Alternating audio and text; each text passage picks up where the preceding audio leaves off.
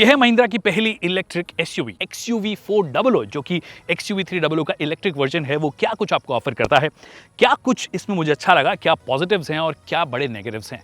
नमस्कार खमागणी दिव्य सज्जनों, my name is Vikas Yogi, you watching us in studio and here is everything that you need to know about the Mahindra XUV 400।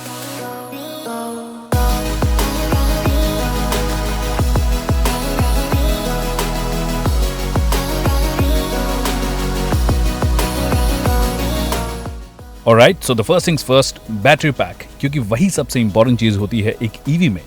Mahindra अपनी XUV 400 के लिए 39.5 किलोवाट आवर की NCM बोले तो निकल, कोबाल्ट और मैग्नीशियम केमिस्ट्री से बनी बैटरी पैक यूज करती है, जिसके सेल्स कंपनी LG से सोर्स करती है। बैटरी सेल्स को इंपोर्ट करके हालांकि उन्हें असेंबल इंडिया में ही किया जाता है। ARAI क्लेम रेंज 456 किलोमीटर की है, जो कि ऑफ कोर्स रियल वर्ल्ड में सिग्निफिकेंटली कम होगी। ऑल्सो अभी सॉफ्टवेयर बीटा वर्जन पे है, तो इसका इंस्ट्रूमेंट क्लस्टर एग्जैक्ट रेंज की जगह ट्रेडिशनल फ्यूल गेज स्टाइल में बैटरी का चार्जिंग स्टेटस बताता है, जिसकी एक्यूरेसी पर अभी सवाल है। वहीं पर अगर आप इसके बैटरी पैक को नेक्सॉन EV मैक्स से कंपेयर करेंगे तो टाटा 40.5 किलोवाट आवर का बैटरी पैक यूज करती है, जो कि रियल वर्ल्ड में 300 से 350 किलोमीटर की रेंज ऑफर करता है।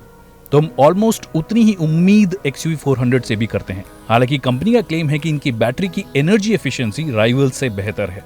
चार्जिंग टाइम के बारे में भी अभी एग्जैक्ट इन्फॉर्मेशन नहीं दी गई है, बस ये बताया गया है कि DC फास्ट चार्जर से 0 to 80% में ये 50 मिनट का समय लेगी। पर कितने किलोवाट का चार्जर, इसकी इन्फॉर्मेशन अभी तक नहीं है, बट हम मान के चल रहे हैं कि 100 किलोवाट की बात की गई है। और स्लो चार्जर मतलब AC जो चार्जर आपको मिलेगा, उसकी डिटेल्स लॉन्च के आसपास पता पड़ेगी। बैटरी वारंटी को लेकर भी कोई कॉमेंट नहीं किया गया है। Now coming to the looks, देखने में ये XUV 300 जैसी ही लगती है, बस लंबाई इसकी लगभग 200 मिलीमीटर से ज्यादा है, एट 4.2 मीटर्स। बाकी सभी डायमेंशंस में ये XUV 300 के आसपास ही है, इंक्लूडिंग व्हील बेस जो कि 2600 mm है। लंबाई बढ़ने से एक फायदा ये हुआ है कि इसका बूट स्पेस अब सेगमेंट में सबसे ज्यादा हो गया है, 378 लीटर्स। ग्राउंड क्लियरेंस भी इसका 190 mm है, जो कि XUV 300 से बहुत ही मामूली बढ़ा हुआ है, मतलब लगभग 10 mm के आसपास। जो विजुअल फर्क है वो आपको ग्रिल में नजर आएगा, क्योंकि ये टिपिकल EV जैसे ही क्लोज्ड ग्रिल ऑफर करती है और कॉपर का भरपूर इस्तेमाल किया गया है, इंक्लूडिंग महिंद्रा के नए लोगों में और बाकी जगह एलिमेंट्स में। क्योंकि कॉपर इलेक्ट्रिसिटी का अच्छा कंडक्टर माना जाता है, तो कॉपर कलर की इंस्पिरेशन वहां से ली गई है। बाकी एलॉय व्हील्स XUV 300 से अलग नजर आते हैं। हेडलैम्प यूनिट सेम है, दैट मींस हैलोजन प्रोजेक्टर्स आपको मिलेंगे और LED day time running lights भी आपको मिलती है। रेयर में भी आपको LED टेल लाइट्स नजर आएंगी। ऑलराइट, तो ये है महिंद्रा XUV 400 का कैबिन, और अंदर आते ही आपको लगेगा कि भैया ये तो XUV 300 का कैबिन है। पर कुछ ऑफ कोर्स चेंजेस आपको नजर आएंगे, जो कि ऑब्वियस चेंजेस हैं। जहां पर XUV 300 में dual tone sort of finish आपको दी जाती है, ब्लैक टॉप है और नीचे की साइड पूरा का पूरा बेज फिनिश दिया गया है। कई कई जगह पे सिल्वरिश फिनिश भी दिया गया है, वो ग्लॉसी सिल्वरिश फिनिश जो है वो दिया जाता है। यहाँ पे वो ना करके इसे ऑल ब्लैक कर दिया गया है, इसे पियानो ब्लैक कर दिया गया है। यहाँ पे भी पियानो ब्लैक कर दिया गया है। स्टीयरिंग व्हील में भी एग्जैक्टली वही चीज आपको नजर आएगी। एक और चीज जो डिजाइन वाइज की गई है, मतलब एस्थेटिक्स हैं, वैसे कुछ खास चेंज नहीं है, वो है कि जो कॉपर का इस्तेमाल आपको एक्सटीरियर में नजर आता है, वो आपको अंदर भी यहाँ पे नजर आता है कि ये बटन जो है इसे भी कॉपर कर दिया गया है, यहाँ पे कॉपर कर दिया है। फिर ये जो ट्विन पीक्स लोगो हैं, इसे कॉपर कर दिया है। हालांकि फिनिशिंग अगर आप देखोगे तो बहुत अच्छी फिनिश एक्चुअली इस कलर की नहीं आ रही है या फिटमेंट की नहीं आ रही है, स्पेशली इस लोगो की अगर आप बात करोगे। फिर ये जो आप AC वेंस की बात करोगे तो यहाँ पर भी आपको वही कॉपर के फिनिश नजर आएंगे। एक अच्छी चीज़ है, जहाँ एक्सटीरियर में भरपूर कॉपर कॉपर कॉपर कर दिया है, अंदर थोड़ा सटल रखा है, जो कि ज़्यादा बेहतर लग रहा है। जो आप ये गियर नॉब देखते हो, जो बेसिकली जिससे कि आप मोड में जाओगे, ड्राइव मोड में जाओगे, क्योंकि टेक्निकली सिंगल स्पीड ट्रांसमिशंस होते हैं ये जितनी भी ऑटोमेटिक कार्स आती हैं, वो वाला दिया गया है। इसके अंदर 3 मोड्स हैं, रिवर्स, न्यूट्रल, ड्राइव और एक पार्किंग मोड है। हालांकि एक चीज़ जो थोड़ी अलग लगेगी अगर आप एक ऑटोमेटिक से आते हैं, वो ये है कि जैसे आपको मोड चेंज करना हो, फॉर एग्जाम्पल जैसे अभी पार्किंग मोड है और पार्किंग में है, और अब मुझे इसको चेंज करना हो, आई कैन डू दैट। यहाँ पे ये बोलेगा कि पहले तो ब्रेक पेडल पे पाँव रख लिया मैंने, बट फिर भी कुछ चेंज नहीं होगा। यहाँ पे अनलॉक का बटन दबाइए और फिर उसके बाद ही सारे के सारे जो मोड्स हैं आप उसमें जा सकते हो। तो थोड़ा सा यूज टू होने में टाइम लग सकता है आपको अगर आप एक कन्वेंशनल ऑटोमेटिक गियर बॉक्स से आ रहे हैं, बट मोटे मोटे तौर पर डिज़ाइन वाइज कोई भी चेंज आपको इस गाड़ी के अंदर नज़र नहीं आएगा। इनफैक्ट कुछ कुछ जगह पे कटौती हुई है, जैसे कि जो फेसलिफ्ट मॉडल आया था XUV 300 का, उसके अंदर टिल्ट और टेलीस्कोपिक दोनों एडजस्टमेंट दे दिए गए थे। अब इसके अंदर सिर्फ टिल्ट एडजस्टमेंट रह गया है, रीच वाइज आप एडजस्ट नहीं कर सकते हो, तो वो एक चीज़ यहाँ पे मिस इन्होंने कर दी है। दूसरी चीज़, ये जो ऑटो डिमिंग IRVM आपको मिलता है XUV 300 में, उसका टॉप एंड वेरिएंट में, वो यहाँ से मिस आउट करता हुआ आपको नज़र आएगा, जो कि मुझे लगता है कि एक ऐसा फीचर है जो कि दिया जाना चाहिए, स्पेशली अगर आप रात में गाड़ी चलाते हो तो आपके बहुत काम आता है। तो आपको मैनुअल जो डे नाइट IRVM है वो आपको यहाँ पे मिल गया है। और कुछ चीज़ें, क्योंकि आज आप मॉडर्न कार्स की बात कर रहे हो, तो मॉडर्न कार्स में आप वायरलेस चार्जर और वो सब चीज़ें देखते हो, तो वायरलेस चार्जिंग ऑप्शन नहीं दिया गया है। इनफैक्ट ये ट्रे इतनी छोटी है कि इसके अंदर मेरा चप्पल प्रो मैक्स जो है वो फिट नहीं होता है। आपका आप छोटा फ़ोन है तो आप रख सकते हो, बट अगर बड़ा फ़ोन है तो आप नहीं रख पाओगे। फिर USB एक टाइप A दिया गया है, कोई भी टाइप C का इंक्लूजन नहीं है। 12V पावर सॉकेट ऑफकोर्स आपको दिया गया है, और ये 3.5mm जैक दिया गया है, बट कुछ भी नयापन इसके अंदर आपको नज़र नहीं आएगा। एक चीज़ जो शायद मैं मिस कर गया था वो ये कि ये यहाँ पे पहले, अगर आप XUV 300 अगर आपको याद हो तो यहाँ पे कुछ एम्बर लाइट में टेम्परेचर के कुछ चीज़ें दिखाया जाता था, कुछ एक फंक्शन जो आपके क्लाइमेट कंट्रोल वाले थे वो दिखाया था। अब यहाँ पे टेम्परेचर का डेडिकेटेड बटन आ गया है, which is a nice thing. आपको टेम्परेचर बढ़ाना हो या कम करना हो तो आप on the go, it is very easy, और हीटर की तरफ लेकर जाना हो तो आप कर सकते हो। तो ये एक अच्छा इंक्लूजन है। और इसका AC जो है वो बहुत अच्छा परफॉर्म करता है। अभी हम यहाँ पे चेन्नई में हैं और चेन्नई में भरपूर गर्मी है, उसके बाद भी इसने अच्छा ध्यान रखा है, कोई दिक्कत नहीं, जबकि ऑल ब्लैक कैबिन है जो कि ज़्यादा गर्मी वाला होता है। ग्लव बॉक्स की अगर बात करोगे तो glove box of course regular glove box मिलता है, यहाँ पे आप कुछ रख सकते हो छोटा मोटा। इनफैक्ट जो मेरा फ़ोन यहाँ पे नहीं आ रहा था, यहाँ पे आ जाएगा, बट कितना सेफ है यहाँ पे, यू नो इट। और यहाँ पे कोई भी AC वेंट नहीं दिया गया है, हो गई है। बाकी जो आपको बड़ी बॉटल रखनी हो तो उसकी जगह यहाँ पे दे दी गई है। फिर यहाँ पे 2 कप होल्डर्स आपको दे दिए गए हैं, and all of that is there. फिर यहाँ पे अगर आप सेंटर आर्मरेस्ट की बात करोगे तो ऑफकोर्स इसे आप एडजस्ट नहीं कर सकते हो, हाथ रख सकते हो, इट्स वेरी चंकी। और यहाँ पे देखोगे तो ब्लू सा स्टिच किया गया है। एक और चीज़ जो सिमिलर लगेगी वो है इसका टच स्क्रीन, वही छोटू सा साइज़ का है। और साइज़ एक बार को मैं हटा भी दूँ कि इसका जो ब्राइटनेस लेवल्स हैं वो बहुत ही कम है। अब अगर अपन सेटिंग्स में जाएँ एक बार को, डिस्प्ले, और ये हाईएस्ट पे है, बाय द वे हाईएस्ट पे तो है ही है। इनफैक्ट अभी दिन हो रहा है और दिन के हिसाब से ब्राइटनेस बहुत कम लग रही है। कलर कॉम्बिनेशंस भी अगर आप बात करोगे तो कलर कॉम्बिनेशंस भी वही पुराने ज़माने टाइप के लगते हैं, कुछ नयापन नहीं है। ऑफकोर्स ये जो थोड़े बहुत ग्राफिक्स हैं ये शायद आई थिंक चेंज हुए हैं, जो हमने नई वाली इनकी गाड़ियों में देखे हैं वैसे आपको मिल जाता है, बट मोटे मोटे तौर पर very basic, it feels very basic. Of course Android auto आपको मिल ही जाता है।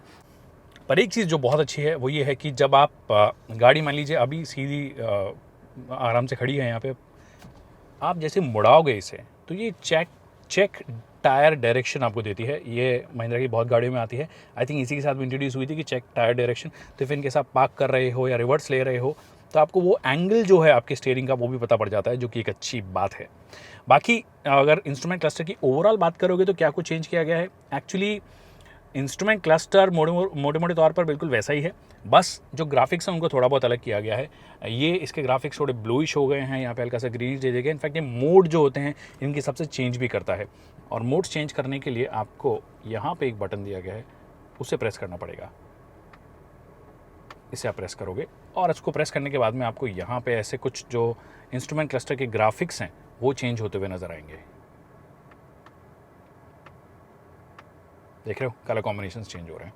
तो मोटे मोटे तौर पर ये चेंज करना ही था, क्योंकि ईवी हुई है तो ये चार्जिंग मोड में है, रीजन आप कर रहे हो नहीं कर रहे हो वो सब चीज़ें दिखाता है। जब हम चलाएंगे तो और ज़्यादा आपको पता पड़ेगा उसके बारे में, बट मोटे मोटे तौर पे ये चीज़ें चेंज ऑफकोर्स आपको करनी ही पड़ती है, जिसमें कि आप ये बता देते हो कि किस तरीके से आप गाड़ी को चला रहे हो। फीचर्स में कटौती की गई है। फीचर्स में कटौती करने का लॉजिक शायद ये हो सकता है कि शायद ये इसे एग्रेसिवली प्राइस करना चाहें, तो कहीं ना कहीं पे कॉस्ट कटिंग करनी पड़ेगी, तभी आप एक ईवी जो है वो सही प्राइस में रख पाओगे। अब वो रख पाते नहीं रख पाते वो तो जनवरी में पता पड़ेगा, बट एक चीज़ की बात ऑफकोर्स हमें करनी पड़ेगी, वो सीटिंग कंफर्ट कैसा है। सीटिंग कंफर्ट एक्चुअली XUV 300 का एक बहुत ही स्ट्रॉन्ग पॉइंट था और वो मेंटेन किया गया है।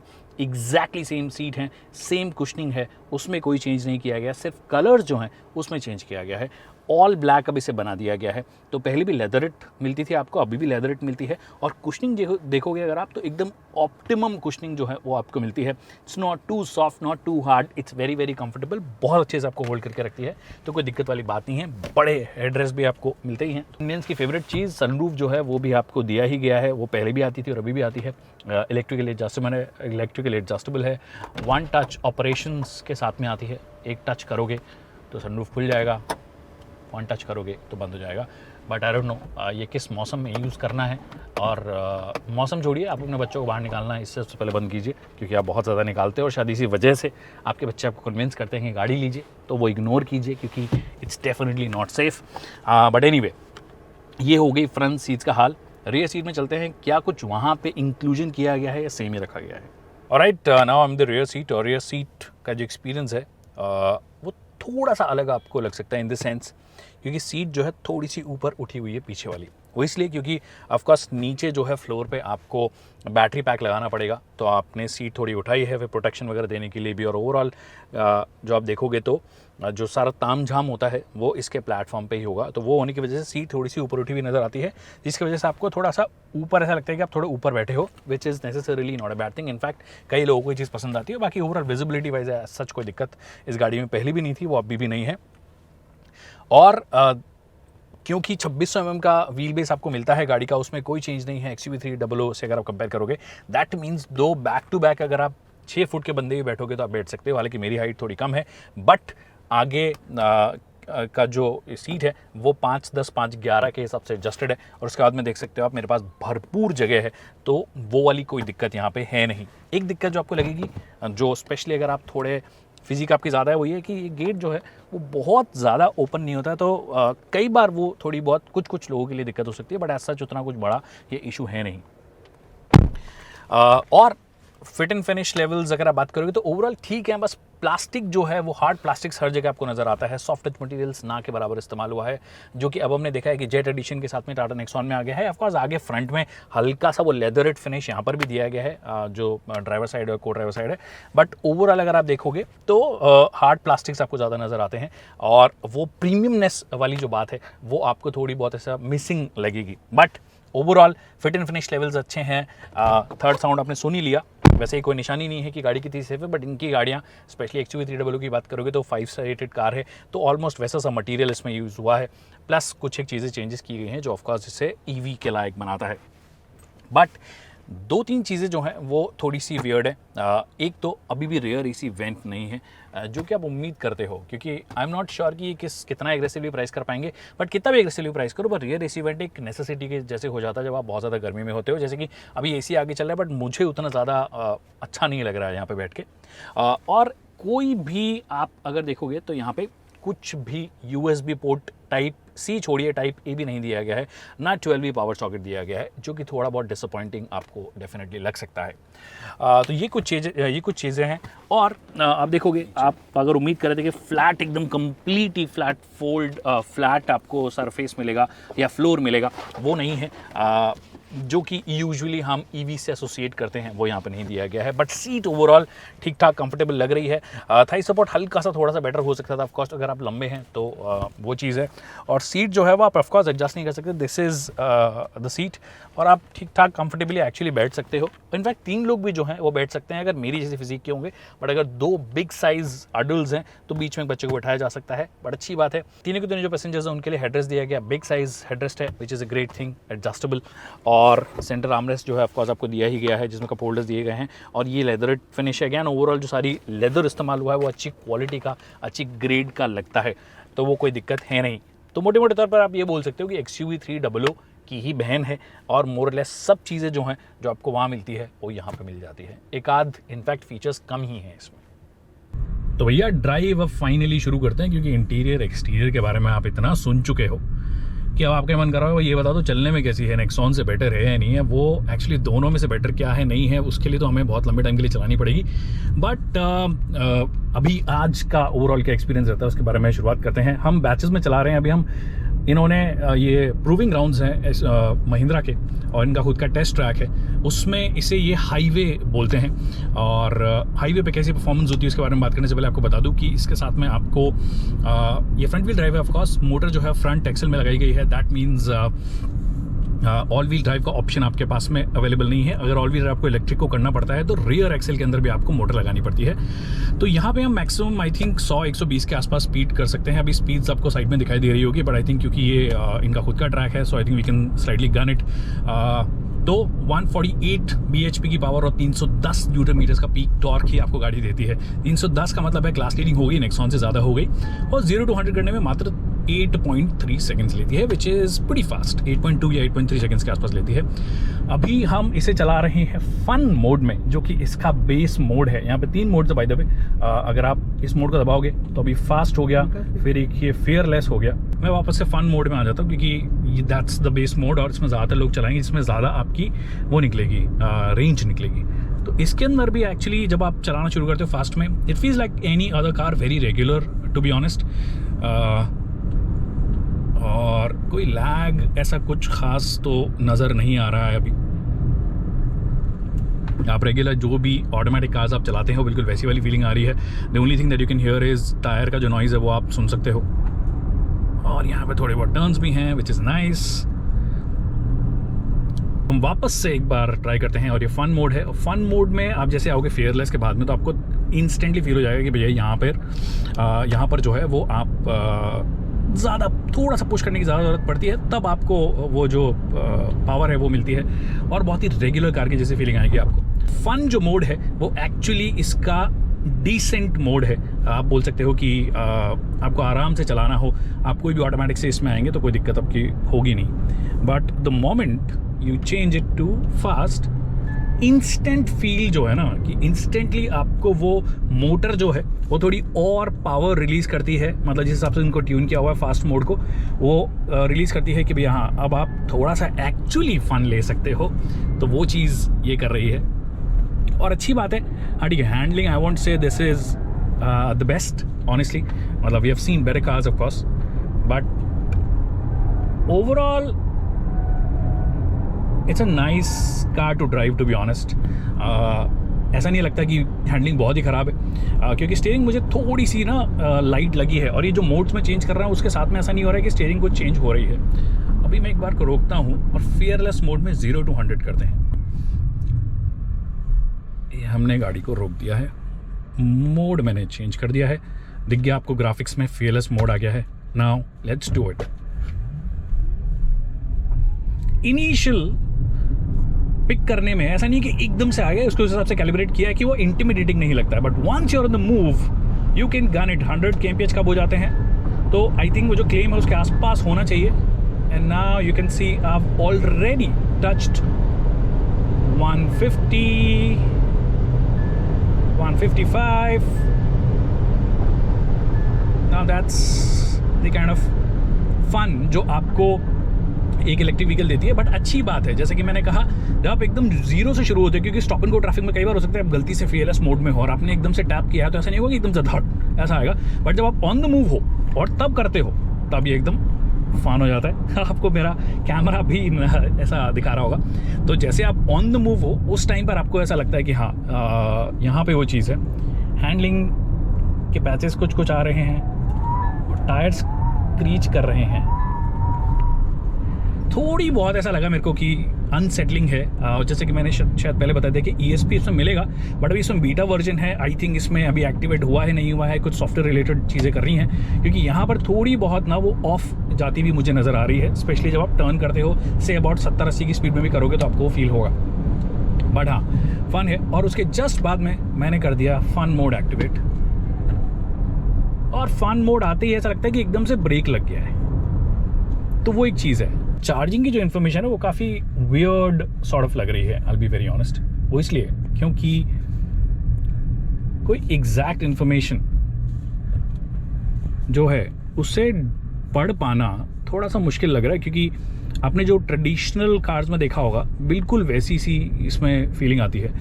आप अगर थोड़ा सा यहाँ देखोगे तो ये दिखा रहा है कि ये थोड़ा सा नीचे है, मतलब जैसा वो ट्रेडिशनल आपका फ्यूल गेज होता है वैसा सा लग रहा है, ऑफकोर्स डिजिटल है कि थोड़ा नीचे की तरफ है, आधे से थोड़ा कम है, तो एग्जैक्ट कितनी इन्फॉर्मेशन है वो नहीं बताई गई है इसके अंदर कि कितना चार्ज बचा है, तो वो एक थोड़ी सी वियर्ड चीज़ है। तो I don't know if they will fix it या फिर ऐसे ही रहने वाला है नहीं रहने वाला है, वो चीज़ आपको पता पड़ जाएगी। ऑटोमेटिक रीडिंग ऑफकोर्स यहाँ पे आपको नज़र आ रही है, बट एक चीज़, अगर आप गाड़ी चला रहे हो, फॉर एग्जांपल अभी मेरी गाड़ी चल रही है और मैं डी एक्सेलरेट करता हूँ, तो यहाँ पे ये आपको छोटा सा साइन दिखाता है जो कि रीजन लेवल दिखा रहा है। अभी वो डिफरेंट रीजन लेवल्स नहीं है, जैसे आप डी एक्सेलरेट करोगे तो वो रीजनरेशन शुरू हो जाएगा, तो मल्टीपल रीजनरेशन आपके पास में मेथड्स नहीं है, जो कि थोड़ा सा वियर्ड है, क्योंकि सीधे राइवल की बात करोगे नेक्सॉन में तो उसमें 3 इनफैक्ट रीजन लेवल्स आते हैं, यहाँ पे आपको वो नहीं दिए गए हैं।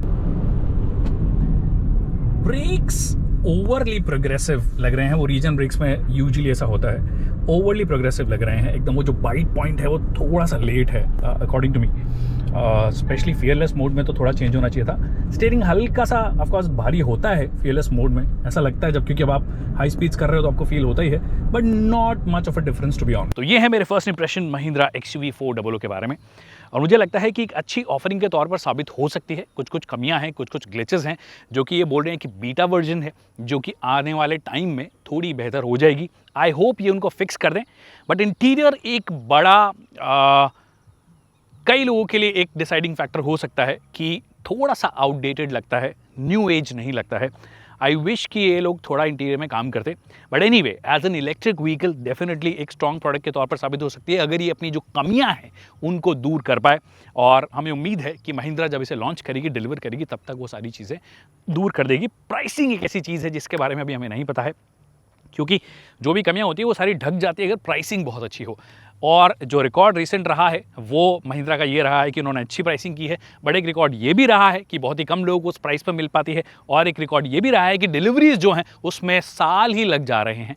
तो वो चीज़ों को समहाउ ये कंट्रोल कर लें, क्योंकि एक इलेक्ट्रिक व्हीकल है। आई होप जिस नंबर में भी ये बनाना चाह रहे हैं उस नंबर में ये लोगों को डिलीवर कर पाएँ।